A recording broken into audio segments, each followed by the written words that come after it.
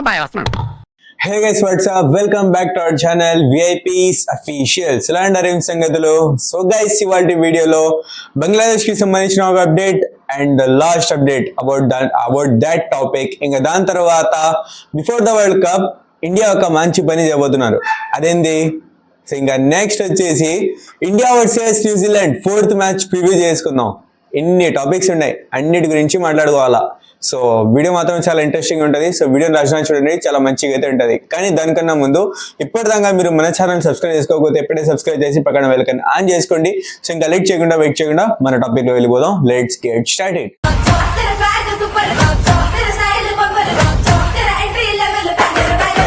Guys, ఇప్పటి నుంచి గత 2 రోజుల నుంచి వీడియోస్ రాకుండే అండ్ ఇక్కడి నుంచి కూడా కొద్ది రోజుల కోసం వీడియోస్ అయితే గ్యాప్ అయితే రానుంది.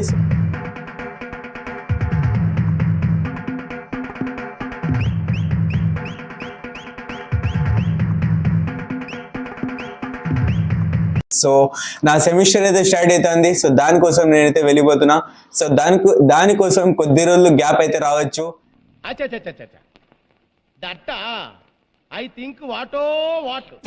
If the Sukrut lucky is free, so confirm కాదు. సో సుకృత్ ఏమైనా ఫ్రీ ఉన్నప్పుడు, ఇంపార్టెంట్ అప్డేట్స్ ఉన్నప్పుడు, మీకు తెలియచేయాలి అనుకున్న అప్డేట్స్ ఏమైనా ఉన్నప్పుడు మేబీ 1 or 2 వీడియోస్ అయితే అతని సైడ్ నుంచి అయితే రావచ్చు.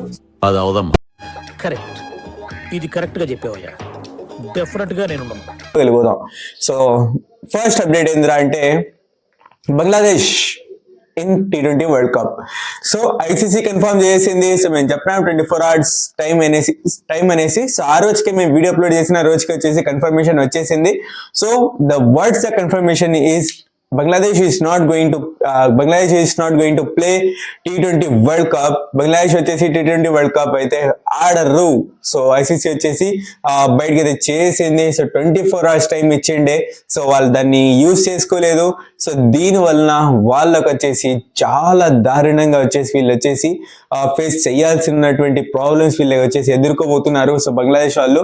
సో ఎప్పుడు కింద మీద పడినా కూడా రియలైజ్ అయ్యి కింద మీద పడినా కూడా వాళ్ళు వచ్చేసి ఇప్పుడు T20 వరల్డ్ కప్ ఆడలేరు. సో ఇది వచ్చేసి ఫైనల్, ఐసీసీ అయితే ఫైనల్ అయితే చేసింది. సో దీని వలన వచ్చేసి వీళ్ళకి 250 కోట్లు వచ్చేసి లాస్ అయితే వస్తుంది ఈ వరల్డ్ కప్ ఆడకపోవడం వల్ల. సో దీంతో ఏంద్రా అంటే ఎవరికి లాస్? మనకు లాసా? ఏమైనా ఇండియాకి ఏమైనా లాస్ ఉందా? ఐసీసీకి ఏమైనా లాస్ ఉందా? సో ఇంకా దాని ప్లేస్ లో స్కాట్లాండ్ వచ్చేసింది కదా. సో మరి బంగ్లాదేశ్ కి వచ్చేసి ఇక్కడ వచ్చేసి 250 crores లాస్ లో అయితే బంగ్లాదేశ్ అయితే ఇప్పుడైతే వెళ్ళిపోద్ది.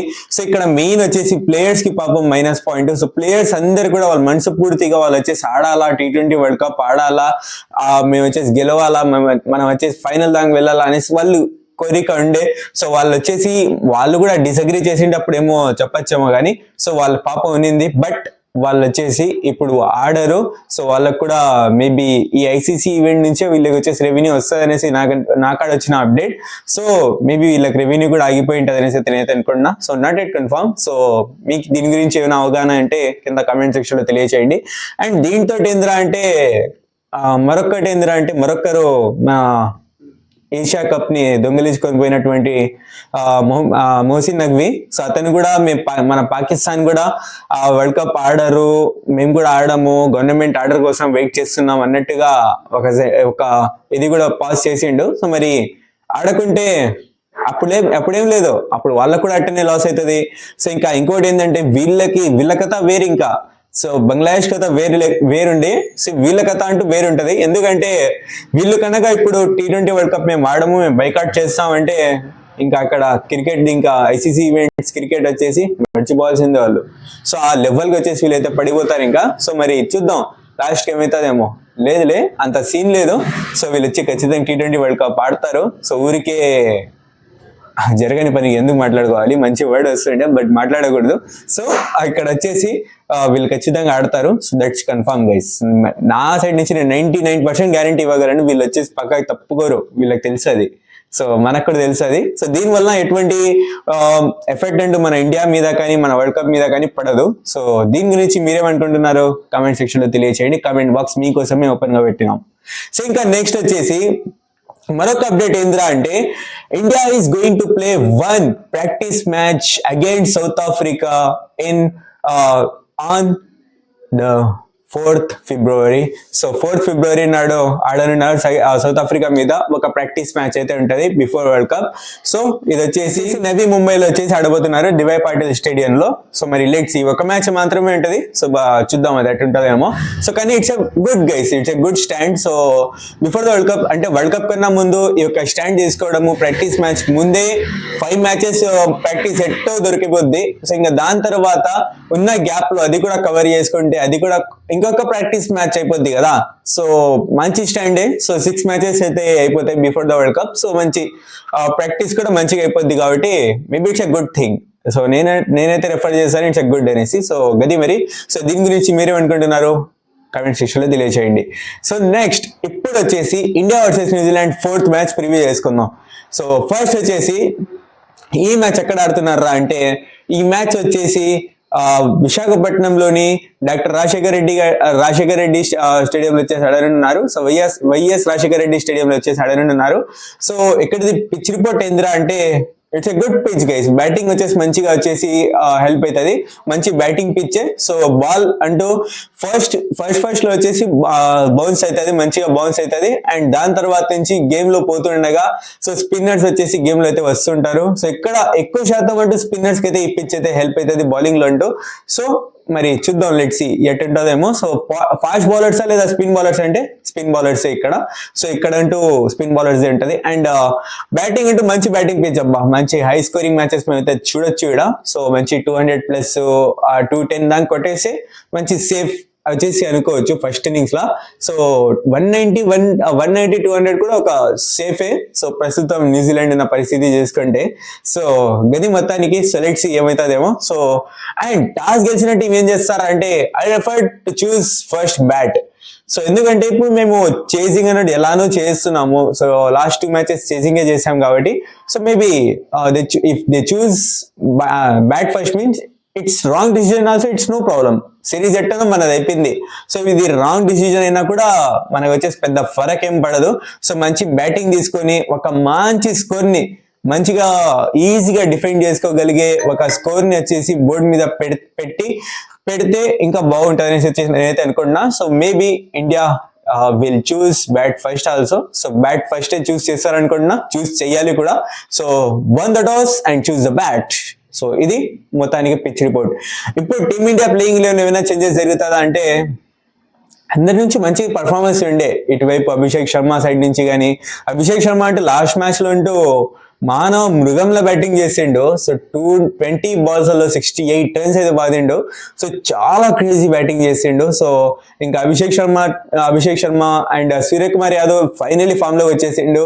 So Suryakumar Yadav last match లో హాఫ్ సెంచరీ, ఇంకా దాని ముందు మ్యాచ్ లో 50+ 80 runs చేసిండు. ఇంకా ఇంకా నెక్స్ట్ థర్డ్ మ్యాచ్ లో 57 runs చేసిండు. మంచి ఫామ్ లో మంచి ఫామ్ లో ఉన్నాడు కాబట్టి సో ఇంకా చూద్దాం లెట్స్ ఈ మ్యాచ్ లో ఏమవుతుందేమో. సో ఇంకా ఇషాన్ కిషన్ కూడా మంచి చిన్న క్యామియో ఆడిండే లాస్ట్ మ్యాచ్ లో. సో మంచి పర్ఫార్మెన్స్ బ్యాటింగ్ లో వీళ్ళు ముగ్గురు వచ్చేసి కంప్లీట్ చేశారు.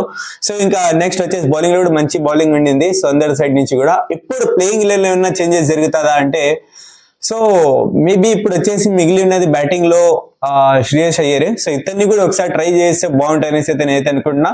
సో మరి ఎవరి ప్లేస్ లో రిప్లేస్ చేయొచ్చు బ్రో అంటే మేబీ ఇది నా బోల్డ్ డిసిజన్ ఇది. సో నా డిసిజన్ అదేంద్రా అంటే I refer to give 1 match rest to Sanju Samson.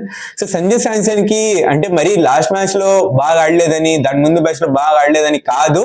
So Ishan Kishan మంచిగా ఆడుతున్నాడు కదా. ఇషాన్ కిషన్ కి ఓపెనింగ్ లో పంపించి నెంబర్ 3 లో శ్రేయస్ అయ్యర్ ని పంపిస్తే ఇతనికి కూడా ఒక ఆపర్చునిటీ ఇచ్చినట్టు అయిపోద్ది కదా. సో శ్రేయస్ అయ్యర్ కి చాలా రోజుల నుంచి ఇతను కూడా ఆపర్చునిటీ కోసం వెయిట్ చేస్తాను. సో ఇప్పుడు మిగిలినది 2 matches మాత్రమే. సో దానికోసం ఏందిరా అంటే శ్రేయస్ అయ్యర్ ని నెంబర్ 3 లో పెట్టుకొని ఇషాన్ కిషన్ నెంబర్ 1. సో ఇంకా దాని తర్వాత కంటిన్యూ ఇదే ప్లేయింగ్ 11 ఉంటే బాగుంటుంది అనేసి అయితే అనుకుంటున్నా. సో మరి హర్షదీప్ సింగ్ అయితే డ్రాప్ చేసినారు. Harshdeep Singh maybe they are giving rest. So rest ఇస్తున్నారు. సో మరి లెట్స్ ఏమవుతుందేమో. కానీ రవి విష్ణు కూడా మంచి బౌలింగ్ చేస్తున్నాడు లాస్ట్ మ్యాచ్ లో. సో ఈ మ్యాచ్ లో అయితే ఇంకా ఆపర్చునిటీ దొరుకుతుంది అనుకుంటున్నా. సో ఈ మ్యాచ్ లో కూడా సో లెట్స్ సీ ఇదే ప్లేయింగ్ 11 ఉంటది.